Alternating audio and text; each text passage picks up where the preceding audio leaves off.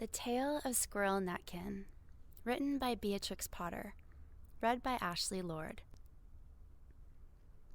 This is a tale about a tail that belonged to a little red squirrel, and his name was Nutkin. He had a brother called Twinkleberry and a great many cousins. They lived in a wood at the edge of a lake. In the middle of the lake, there is an island covered with trees and nut bushes, and among those trees stands a hollow oak tree, which is the house of an old owl who is called Old Brown. One autumn, when the nuts were ripe and the leaves on the hazel bushes were golden and green, Nutkin and Twinkleberry and all the other little squirrels came out of the wood and down to the edge of the lake. They made little rafts out of twigs, and they paddled away over the water to Owl Island to gather nuts. Each squirrel had a little sack and a large oar, and spread out his tail for a sail. They also took with them an offering of 3 fat mice as a present for Old Brown, and put them down upon his doorstep. Then Twinkleberry and the other little squirrels each made a low bow, and said politely, "Old Mr. Brown, will you favor us with permission to gather nuts upon your island?" But Nutkin was excessively impertinent in his manners.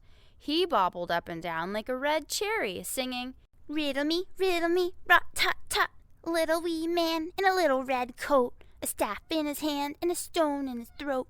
If you tell me this riddle, I'll give you a groat." Now, this riddle is as old as the hills. Mr. Brown paid no attention whatever to Nutkin. He shut his eyes obstinately and went to sleep. The squirrels filled their little sacks with nuts and sailed away home in the evening. But the next morning, they all came back again to Owl Island, and Twinkleberry and the others brought a fine fat mole and laid it on the stone in front of Old Brown's doorway, and said, "Mr. Brown, will you favor us with your gracious permission to gather some more nuts?" But Nutkin, who had no respect, began to dance up and down, tickling Old Brown with a nettle and singing, "Oh, Mr. B, riddle me, ree, hitty-pitty, without the wall, hitty-pitty, without the wall. If you touch hitty-pitty will bite you." Mr. Brown woke up suddenly and carried the mole into his house. He shut the door in Nutkin's face. Presently, a little thread of blue smoke from a wood fire came up from the top of the tree, and Nutkin peeped through the keyhole and sang, "A house full, a hole full, and you cannot gather a full." The squirrels searched for nuts all over the island and filled their little sacks.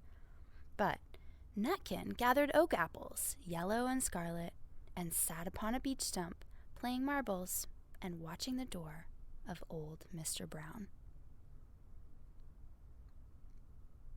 On the 3rd day, the squirrels got up very early and went fishing.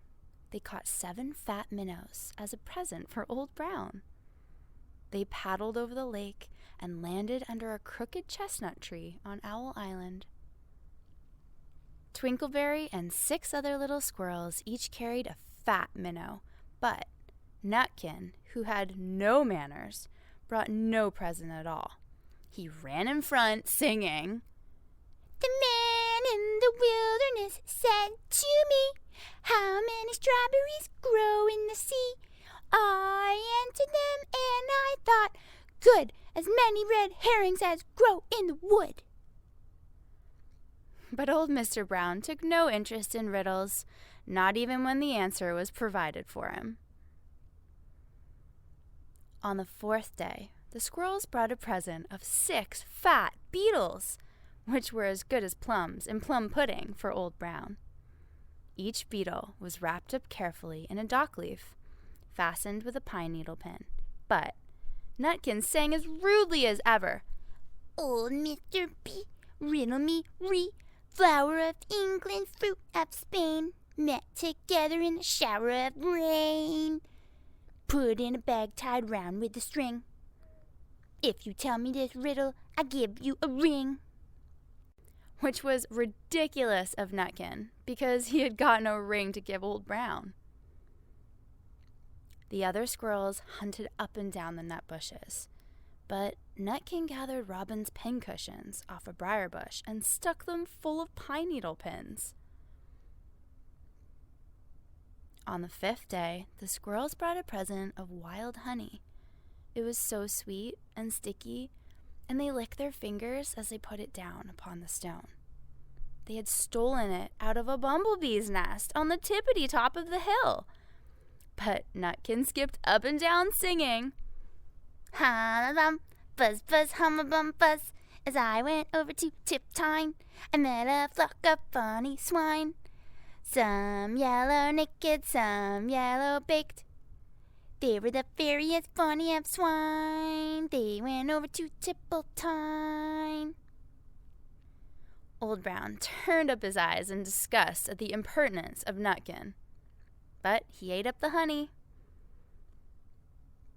The squirrels filled their little sacks with nuts, but Nutkin sat upon a big flat rock and played ninepins with a crabapple and green fir cones. On the 6th day, which was Saturday, the squirrels came again for the last time. They brought a new laid egg in a little rush basket as a last parting present for Old Brown. But Nutkin ran in front laughing and shouting, Humpty Dumpty lies in the beck, with a white counterpane round his neck. 40 doctors and 40 rights cannot put Humpty Dumpty to rights. Now, old Mr. Brown took an interest in eggs. He opened one eye and shut it again, but he still did not speak. Nutkin became more and more impertinent. Old Mr. B, hickamore, hickamore on the king's kitchen door. All the king's horses and all the king's men couldn't drive hickamore, hickamore off the king's kitchen door. Nutkin danced up and down like a sunbeam, but still Old Brown said nothing at all. Nutkin began again. Arthur O'Bower has broken his band. He comes roaring up the land. The King of Scots with all his power cannot turn Arthur of the Bower. Nutkin made a whirring noise to sound like the wind, and he took a running jump right onto the head of Old Brown. Then, all at once there was a flutterment and a scufflement and a loud squeak. The other squirrels scuttered away into the bushes. When they came back, very cautiously, peeping around the tree, there was Old Brown, sitting on his doorstep, quite still, with his eyes closed as if nothing had happened. But Nutkin was in his waistcoat pocket. This looks like the end of the story, but it isn't.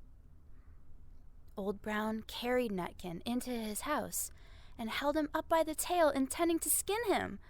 But Nutkin pulled so very hard that his tail broke in two, and he dashed up the staircase and escaped out of the attic window. And to this day, if you meet Nutkin up a tree and ask him a riddle, he will throw sticks at you and stamp his feet and scold and shout, "Cuck, cuck, cuck, cuck, cuck, cuck, cuck." The end.